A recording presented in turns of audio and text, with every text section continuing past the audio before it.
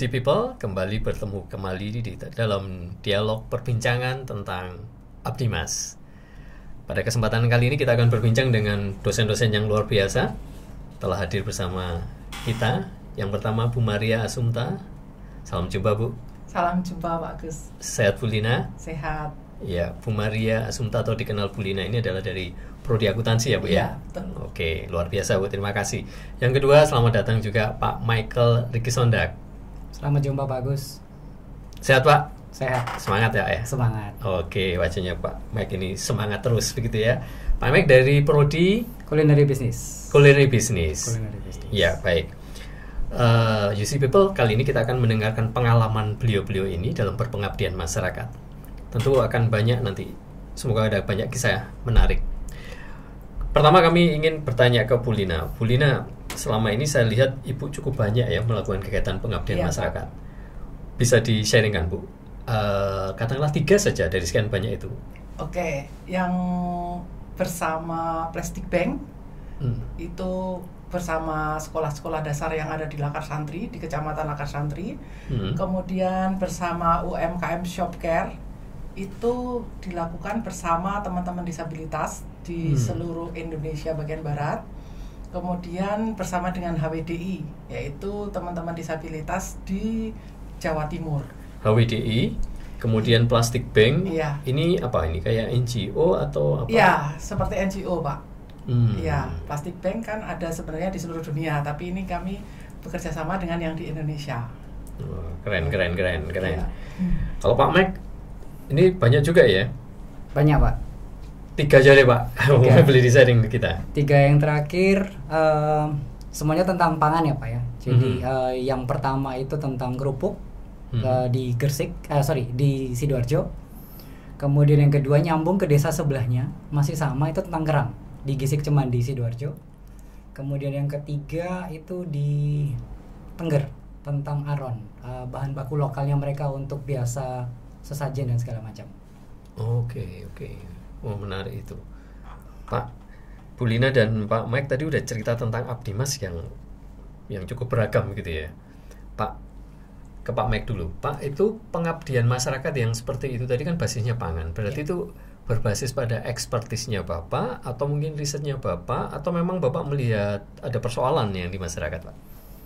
Kebetulan semua ya Pak. Secara otomatis semua gitu. Jadi pertama karena expert.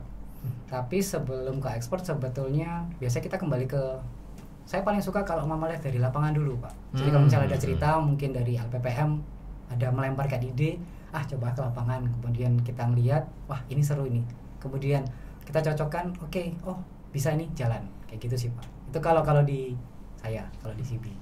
Yang berkesan apa Pak dari pola pendekatan melihat masalah dari mitra, apa yang kemudian membuat Pak Mike, wah ini kayaknya oke deh, ini saya ambil, kayak gitu Pak?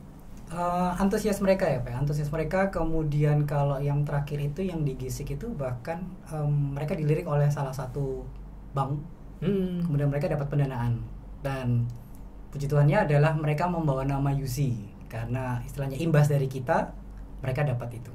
Oh, keren ya? Keren Pak. Luar biasa. Kalau Bu Lina ini kan ekspertisnya kalau nggak salah di bidang akuntansi begitu ya. Iya. Itu tadi kalau yang menarik selama ini apa Bu, yang berkesan dari pengabdian masyarakat yang Ibu lakukan? Ya, pertama karena masyarakat ini kan sebenarnya harus dekat dengan kita harus dekat dengan masyarakat. Nah, permasalahan apa di masyarakat, kita sebagai orang-orang yang di dunia pendidikan harus peduli dengan mereka gitu Pak. Jadi jangan hanya orang-orang di dunia pendidikan yang pinter, tetapi juga orang-orang yang tidak di dunia pendidikan harusnya juga sama, mempunyai pengetahuan yang sama, mempunyai pengalaman yang sama, bisa sejahtera juga gitu Pak. Jadi awalnya pengen mensejahterakan bersama gitu Pak. Nah, ini yang seringkali kalau dilihat dari pengalaman Pak Mike dan Bu Lina ini kan kayaknya kok enjoy banget ya. Padahal pertanyaan saya, memang memang apakah selalu enjoy ya pengabdian masyarakat atau memang ada sulitnya? Pak Mike dulu Pak, ada sulitnya nggak Pak pengabdian masyarakat? Pasti ada ya Pak, jadi setiap kegiatan itu pasti ada sulit dan ada senangnya. Kalau ditanya sulitnya, biasanya kalau mama itu birokrasi. Birokrasi. Pasti ada birokrasi, tapi tertutup semua dengan seperti tadi Bu Lina sampaikan, ketika kita bisa menemukan problem di masyarakat, kita bisa turun ke masyarakat, kita bisa bantu mereka, kita bisa educate mereka, itu senangnya luar biasa. Puas Betul ya Pak ya hasilnya ya. Puas gitu ya. Memuaskan. Nah, Bu Lina juga ngalamin hal yang sama? Iya, sama Pak. Jadi pada saat kesulitannya ya ada birokrasi yang agak sulit, apalagi kalau kita harus ketemu dengan ya departemen-departemen tertentu ya Pak untuk meminta izin. Dinas itu ya. Dinas. Padahal masyarakatnya jelas-jelas membutuhkan dan bersedia bekerja sama dan mereka eager untuk bekerja sama ya. Tetapi kadang kita, waduh kok begini susahnya. Nah, padahal masyarakat semangat, kita semangat gitu Pak. Nah, terus gimana itu solusinya Bu? Biasanya kalau ketemu masalah kayak gitu. Nah, kalau ketemu masalah gitu ya kita ada pendekatan khusus. Jadi ya kita dekati baik-baik, tujuannya seperti ini Pak. Nah, tentu masyarakatnya juga diminta untuk menyampaikan juga ke dinasnya bahwa mereka juga membutuhkan pengetahuan itu, kemampuan baru, wawasan baru. Nah, dinas juga pasti akan memberikan izin. Jadi memang tidak mendikte ya, tetapi mengajak teman-teman mitra masyarakat itu juga, kalau ini penting, memang dianggap penting, ya mari bekerja sama, begitu ya. Iya, betul Pak. Pak Mike sama Bu Lina itu ya, kalau pengabdian masyarakat itu saya lihat Bapak Ibu juga melibatkan mahasiswa ya. Iya, tentu pasti Pak. Mahasiswa itu kadang-kadang suka nanya kan, ini untungnya apa ikut pengabdian masyarakat dosen itu? Gimana Ibu biasanya mempersuasi atau mengajak mahasiswa ini?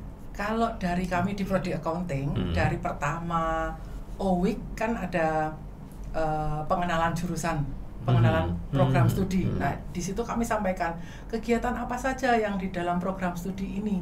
Nah, jadi kegiatan dosen itu juga pasti akan mengajak mahasiswa, baik penelitian, pengabdian masyarakat, itu mengajak mahasiswa. Keuntungannya apa?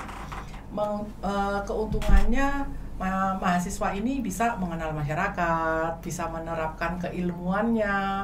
Jadi nanti pada saat mereka lulus itu sudah paling tidak mengetahui, oh saya pernah berpengalaman bekerja di sini, oh saya pernah melayani, bahwa semangat melayani ke masyarakat ini yang juga penting untuk digaungkan ke mahasiswa gitu. Pak Mike sama ya kayak gitu, gampang nggak jadi mahasiswa diajak pengabdian? Kalau mau dibilang gampang, sebetulnya nggak terlalu gampang ya Pak. Jadi mungkin hampir sama dengan Bu Lina. Jadi kalau mereka kadang-kadang pasti mengejarnya KP. Cuman apa itu Pak KP? Credit point. Credit point. Syarat untuk mereka lulus. Cuman biasanya pendekatan saya atau kami itu biasanya adalah coba jangan dilihat KP-nya. Coba dilihat seperti tadi Bu Lina bilang, bagaimana kamu bisa berbagi, bagaimana saya nggak langsung kamu ini ketemu masyarakat, kemudian praktekkan langsung yang kamu sudah pelajari seperti kata itu. kuncinya praktekkan itu langsung, ya. Betul. Oke. Nah, selama ini kalau mahasiswa yang sudah terlibat, itu tadi kan yang ngajak ya. Tetapi pengalaman mahasiswa yang diajak itu terus biasanya seperti apa, Pak Mike? Sejauh ini mereka enjoy ya Pak. Bahkan begitu setelah selesai gitu, kayak kemarin ada yang tanya, Pak ada lagi nggak? Loh, kamu mau Pak? Ada temanmu lagi nggak? Nah, saya bilang kadang-kadang tularkan. Jadi jangan cuma 1-2 orang, tapi kalau bisa ajak beberapa. Nah, dari situ mereka tertular, mereka dengar, oh kayaknya enak nih, enjoy. Benar ya Bu ya? Iya, benar, sama. Awalnya mereka kan belum tahu Pak, seperti apa terjun ke masyarakat, mungkin pikirannya, waduh ke masyarakat yang seperti apa. Nah, tapi lama-lama setelah berpengalaman di situ, minta lagi Bu, tapi ini KP-nya sudah nggak ada loh, nggak apa-apa Bu, saya tetap ikut gitu. Jadi mereka semangat Pak untuk yang sudah berpengalaman, dan adik-adik kelasnya berikutnya, generasi selanjutnya itu mereka langsung oke gitu Pak. Kalau diajak ya baik-baik aja lama-lama. Iya. Pak, ini Pak Mike dan Bu Lina, kita tahu ya bahwa pengabdian masyarakat adalah salah satu yang diwajibkan dosen gitu ya. Kadang-kadang kita melihat bahwa teman-teman, nggak semuanya teman-teman itu kadang-kadang secepat itu menangkap, oh ini pengabdian, sekolah pengabdian jadi kayak beban begitu. Nah, kalau pengalaman Bu Lina sama Pak Mike merencanakan pengabdian ini per semester itu seperti apa biasanya? Kalau merencanakan, oh ini kayaknya aku mau pengabdian ini, mau lihat mitra yang sudah dilakukan atau yang pernah didampingi, atau kemudian mencari hal yang baru. Biasanya pengalaman Ibu gimana? Ya, kalau saya lebih cenderung bekerja sama dengan LPPM dulu. Jadi karena LPPM punya banyak desa yang bekerja sama ya Pak ya. Komunitas hanya juga komunitas ya. gitu. Jadi kami sampaikan ke LPPM apakah kami bisa membantu kegiatan-kegiatan di komunitas, karena tentu kami lebih mudah untuk melaksanakan itu, untuk terjun ke lapangan dan lebih disiapkan gitu. Betul. Ya Pak ya. Kayak lebih disiapkan. Kayak sudah dibukakan pintu ya. Ya, kayak sudah dibukakan pintu gitu. Dan tentu sudah ada pembekalan sebelumnya, jadi kami pasti akan lebih dimudahkan lah ya Pak ya. Yang orang menganggap itu sulit sebenarnya tidak terlalu sulit juga gitu. Pak Mek juga atau bagaimana? Mungkin Pak Mek punya pengalaman. Kayaknya bidang-bidangnya Pak Mek ini lagi diminati banyak ini ya, biasanya banyak komunitas ya. Iya.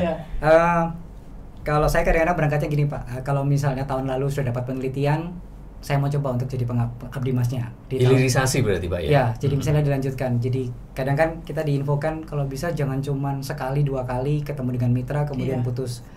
Nah kadang-kadang saya mikir oh iya ya, supaya nggak putus, coba kalau mau misalnya sebelumnya penelitian, kenapa nggak kali ini dicoba abdi mas dalam bentuk yang berbeda, pelatihan supaya paling nggak intens ketemu merekanya lebih banyak. Itu sih Pak. Keuntungannya apa Pak? Harus membangun mitra yang terus menerus itu Pak? Pertama kita bisa tahu ya Pak ya, jadi yang kita berikan dulu itu sekarang bagaimana. Kemudian setelah itu kita berpikir apalagi ya yang mereka butuhkan, jadi tetap nyambung gitu Pak. Jadi manfaatnya apa, kemudian kalau mau mereka berhasil, mereka lebih maju itu kayaknya ada puas tersendiri lagi Pak. Jadi memang orientasinya bukan hanya sekedar menggugurkan kewajiban Tridharma, tetapi memang melihat persoalan di masyarakat. Betul. Itu ya Pak ya. Pak Mike, dari pengabdian masyarakat itu Bapak sudah bisa menghasilkan luaran apa saja sih selama ini Pak? Sejauh ini kalau saya ya Pak yang banyak agak banyak nih Pak. Paten. Paten Pak? Paten betul. Justru paten karena kegiatan pengabdian masyarakat dan penelitian itu ya Pak ya? Ya, karena kan kalau memang kebetulan di CB itu kita ngeliat potensi pangannya, masalahnya apa, kemudian kita utak-atik, ini coba diangkat. Nah sebelum dijurnalkan, sarannya biasanya dipatenkan Pak. Berapa paten Pak sekarang Pak? Saya sih baru 4 Pak. Kalau saya luar baru biasa. Luar biasa. Oke, selain paten apa lagi Pak? Selain paten biasanya jurnal ya Pak. Cuman saya ini baru mulai suka Pak nulis jurnal. Baru mulai suka. Sebelumnya melihat jurnal seperti apa Pak? Agak menakutkan gitu ya Pak. Cuman kok sekarang kayaknya menarik gitu. Selain ini ya Pak, selain media ya. Kan biasanya kan kalau Mama Abdi Mas biasanya media sosial kemudian diliput media itu atau artikel masuk di media itu menjadi salah satu luaran juga. Kalau Bu Lina mungkin jurnal ya Bu. Iya, kalau Bu Lina apa Bu? Luaran yang sudah mulai banyak dihimpun dari kegiatan pengabdian ini. Jurnal pengabdian masyarakat kan banyak ya Pak. Setiap kegiatan pasti masuk ke jurnal pengabdian masyarakat. Walaupun tentunya berbeda antara jurnal pengabdian masyarakat dan jurnal untuk riset penelitian ilmiah. Nah, sebenarnya sama saja sih di jurnal pengabdian masyarakat kan seperti mendokumentasikan apa yang sudah kita lakukan gitu. Jadi ya menarik karena ya menyenangkan saja menyampaikan bahwa apa yang sudah kita lakukan supaya diketahui publik gitu Pak, supaya juga menarik mereka untuk memberikan atensi juga ke masyarakat. Kemudian hak cipta, kalau Pak Mike banyak paten, di kami banyak hak cipta. Hak cipta itu kalau hak cipta maupun paten pada saat melibatkan mahasiswa, berarti mahasiswa juga ikut tercatat di sana ya? Wah, luar biasa. Ikut tercatat. Berarti mahasiswa punya kesempatan mendapatkan luaran KI juga ya, KI intelektual ya. Iya. Cuman kalau hak paten prosesnya lebih panjang Pak. Daripada kita. Wah, keren. Biasanya mahasiswa menyadari nggak hal itu Pak? Belum Pak. Jadi kayak kemarin yang program terakhir yang tadi saya ceritakan di GISIK itu, mahasiswanya sudah mau lulus Oktober besok ini, patennya baru keluar Pak. Saya bilang nggak apa-apa lah, paling nggak kamu sudah punya paten seperti itu. Karena kan prosesnya cukup lama, setahun 2 tahun Pak, kalau paten. Dan itu akan menambah portofolionya mahasiswa yang luar biasa ya? Portofolionya mahasiswa, prodi, tentunya UC. Oke. Ini menarik ini. Jadi kegiatan masyarakat yang dilakukan oleh para dosen, khususnya Pak Mike sama Bu Lina itu ternyata memberi imbas ya, luaran tadi ke dosen, ke mahasiswa, ke prodi. Iya. Termasuk untuk akreditasi itu ya? Betul. Woi, luar biasa. Berarti ini dosen-dosen ini kegiatan pengabdian masyarakatnya ikut menentukan apa ya, prestasi prodi begitu ya. Oke, Pak. Nah ini bicara tentang prodi. Gampang nggak sih melakukan kerjasama pengabdian dengan antar prodi itu? Kan kadang-kadang saya nggak kenal nih. Kalau menurut pengalaman Pak Mek atau Bu Lina selama ini bekerja sama dengan prodi untuk multidisiplin itu seperti apa? Kalau saya ya sebenarnya ya gampang-gampang saja ya, karena saya di bagian akuntansi, semua bisnis pasti butuh akuntansi gitu. Jadi dan saya rasa bekerja sama dengan teman-teman di prodi lain di UC sangat gampang Pak. Nggak kenal pun ya, kalau saya sok kenal aja. Ayo Pak kerja sama ya gitu Pak ya, dan kebetulan ya teman-teman baik-baik semua dan nggak masalah untuk bekerja sama. Mau ya Bu ya diajak kerja sama. Pak Mek juga nggak kesulitan atau malah sering dilamar?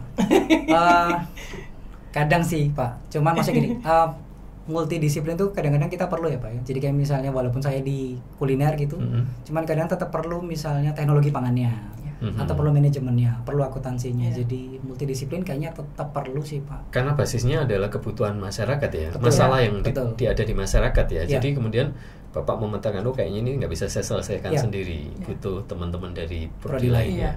Oke, keren. Ya memang itu ya yang diharapkan. Pengabdian masyarakat sekarang memang arahnya harus multidisiplin begitu ya. Oke Pak, nggak terasa lumayan seru kita diskusi. Tetapi begini Pak, bagaimana Bapak bisa membagikan antusiasme dan harapan kepada dosen maupun mahasiswa untuk berpengabdian masyarakat?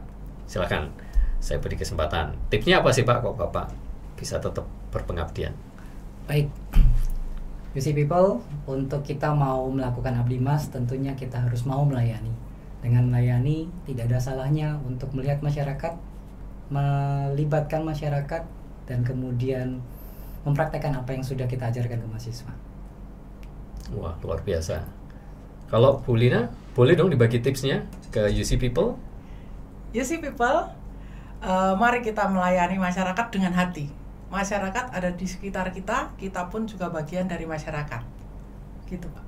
Wah, berarti tipsnya teman-teman UC People, ternyata ide pengabdian masyarakat itu banyak. Kalau menurut beliau berdua ya, selama kita dekat dengan masyarakat, kita sadar kita punya kemampuan apa, melihat persoalan itu, di mana persoalan itu adalah peluang sebetulnya untuk kita bisa selesaikan. Terima kasih Pak Mike, terima kasih Bu Lina untuk sharingnya. Semoga ini bisa menginspirasi teman-teman dosen yang lain. Dan yang penting, Bapak Ibu tetap semangat, bahkan mengajak mahasiswa untuk menjadi berkat bagi mereka semua melalui kegiatan pengabdian masyarakat. Oke, UC People, itu tadi diskusi kita dan perbincangan kita seputar pengabdian masyarakat, yang ternyata banyak sekali ya. Di tengah-tengah kesibukan beliau-beliau ini, beliau masih tetap melakukan kegiatan yang bermanfaat bagi masyarakat dan sekaligus menguji ilmu yang mereka punya. Demikian, salam entrepreneur, sampai ketemu lagi. Salam entrepreneur.